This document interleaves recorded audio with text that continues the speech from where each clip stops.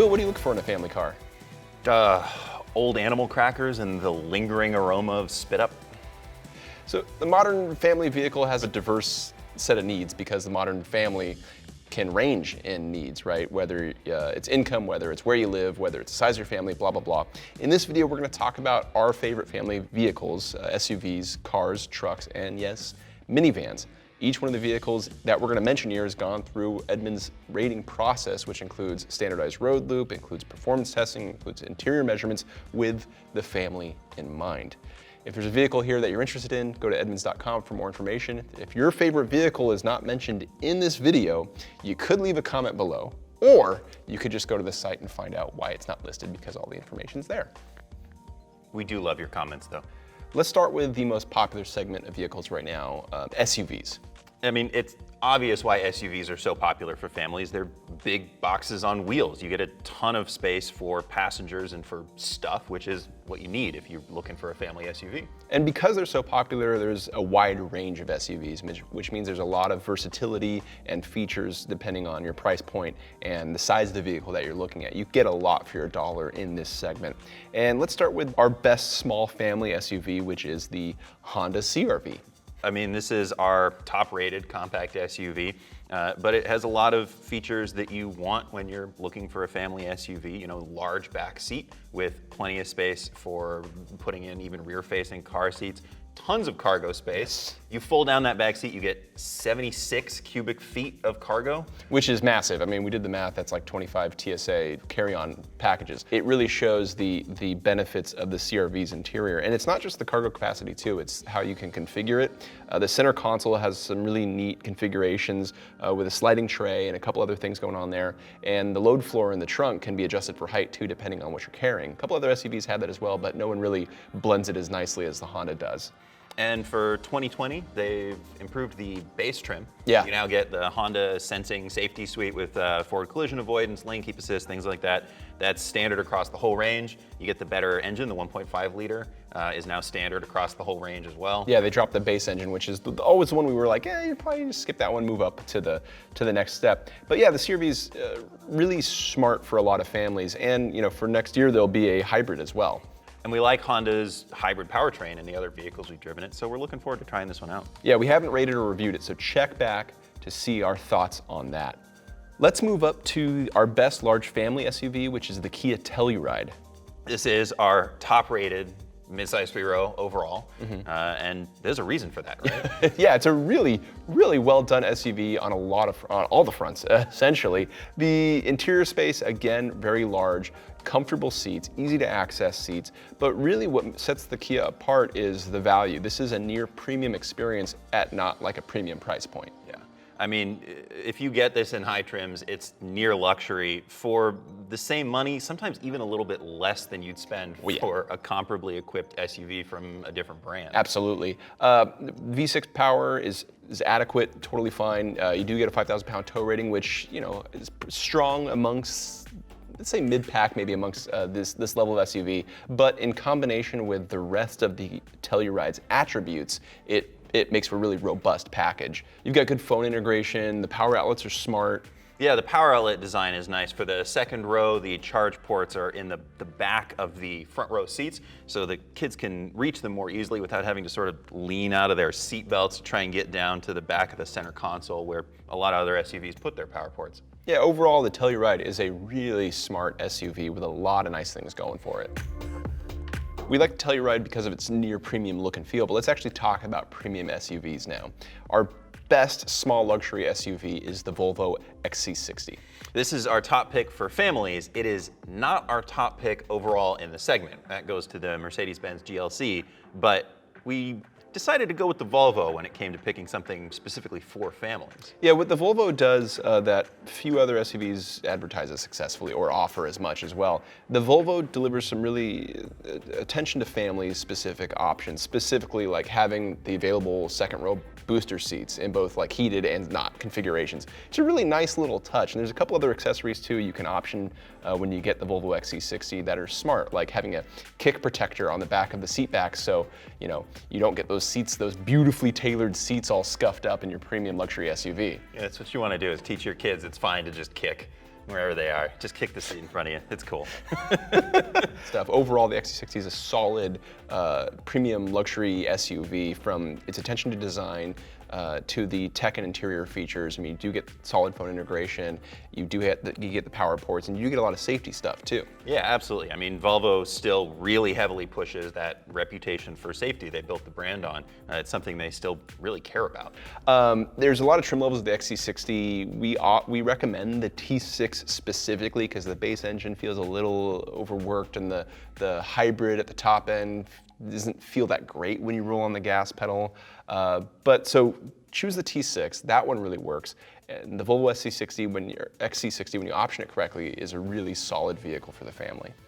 But if what you need is just everything, you want all of the space, you want all the towing capacity, you want just more, and you have the money for it, there's our top best large luxury SUV for this segment, the Lincoln Navigator. Yeah, the Navigator is the big family vehicle. I mean, this is kind of the old school of American SUVs, where it's this massive like shipping container with wheels that also looks good. And you can fit a ton of stuff in it. It has a powerful engine, a strong towing capability, up to 8,300 pounds, which means you can carry the family and a lot of the toys behind the truck as well. And it feels like a luxury car, which is really important too.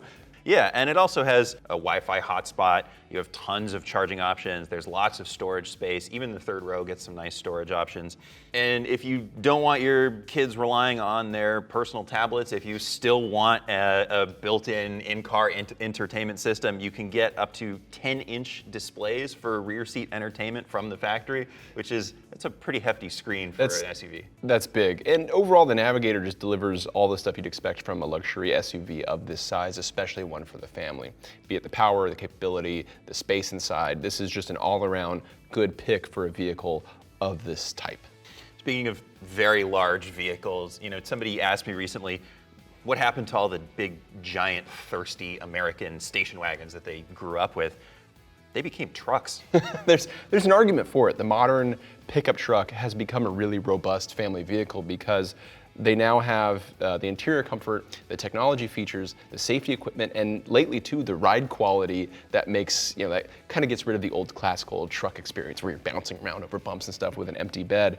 Our favorite family truck is the Ram 1500. The Ram delivers all these things. I mean, I'm sure you can get the tradesman with rubber floor mats and probably a bench seat and all that in a single cab. But when you option the Ram upright, it really becomes a pleasant family sedan. That mega cab configuration, the second row is huge, the seat can recline so slightly older kids can make themselves comfortable.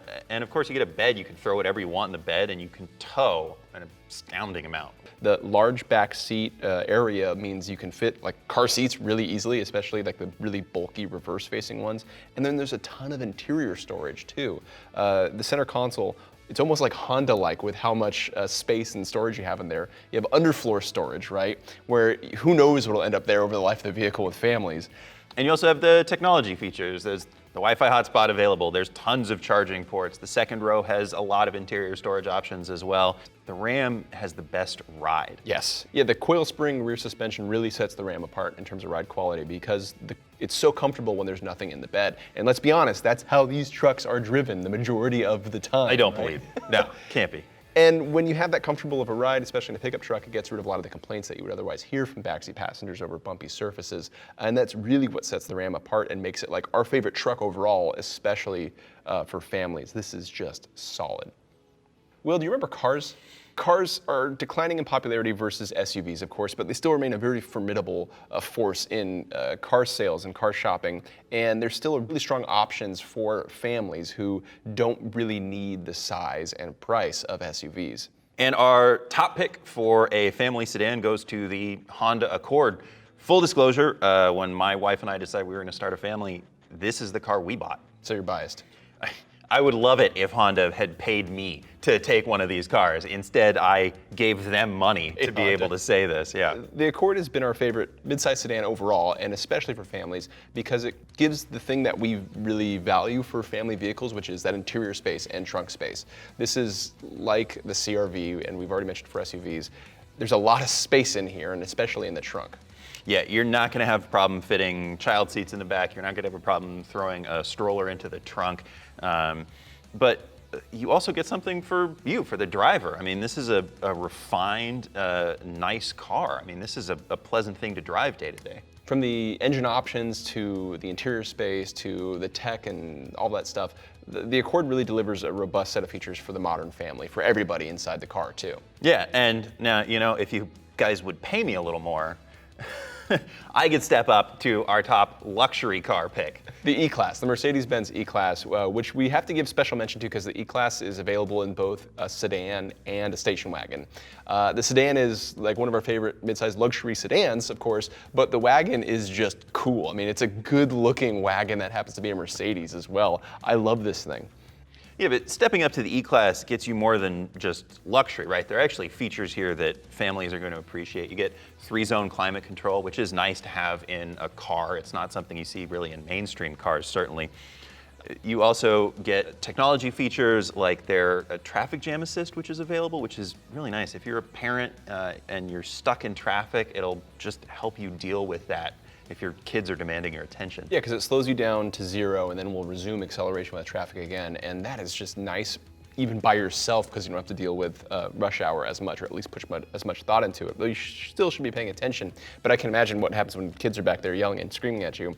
I mean, overall, the E-Class is still a really nice luxury car that happens to have a lot of family features, especially in the wagon trim. We also need to call out, though, if you want to be the raddest parents on the block, you need to get the AMG E63S wagon, because nothing says cool parents like a 600 horsepower station wagon with seat massagers and a drift mode. Yeah, it's the only car that comes from a factory with a call to Child Protective Services for endangerment. What I love, you could drop the kids off and then leave the school 2 turn and 2 burning, you know, in the station wagon. That is just as cool as it gets. Edmunds does not condone doing drifts after dropping your kids off at soccer practice. I do. Edmunds doesn't. The E63 wagon is, of course, an enthusiast car, but we've saved the most serious enthusiast cars for last, and that is minivans. I need you to justify that. Minivans get used for their intended purposes more than any other car out there, any other vehicle out there. You know, a E63 wagon can do a quarter mile in 11 seconds, right, let's say. A truck that Ram can tow a gazillion pounds. None of them actually do that. Sure, there's a small percentage of people who actually do that, but the majority of people don't drive their sports cars on the Nürburgring. Van owners use their vans the way they were intended to be used and use that capability to the maximum. They use the stow and go seats. They use the vacuum in the Odyssey. They do the thing that these vehicles are intended to do. And that's my spiel. I'm not convinced. But the Honda Odyssey remains a very good minivan, our top-rated minivan, and a lot of that has to do with how good it is for families, the purpose for which it was intended. You mentioned the vacuum cleaner, of course, that's a nice feature. A lot of people love that. You also get things in certain trims like the infrared camera, so you can see what's going on in the back seat even when it's dark. You get the intercom system. Some of it's a little gimmicky, but they're nice efforts. They're nice gestures that show that Honda's paying attention to family use. We also like the lateral sliding second row seats, which make ingress and egress from the third row easier. Of course, that means you can't stow the second row, but again, we're talking about families, not for like pure cargo hauling needs for the van, because the van's about hauling people. The Odyssey also has a strong V6 engine that we like quite a bit. It's genuinely pleasing to drive, although we don't often think about drivability in minivans, but when it's good, it's more of a bonus for you know, a minivan. I mean, the one sticking point for the Odyssey here in this segment might be pricing, but considering all the features and how good this is as a family vehicle, we tend to think it's worth it. Yeah, you get what you pay for with the Odyssey.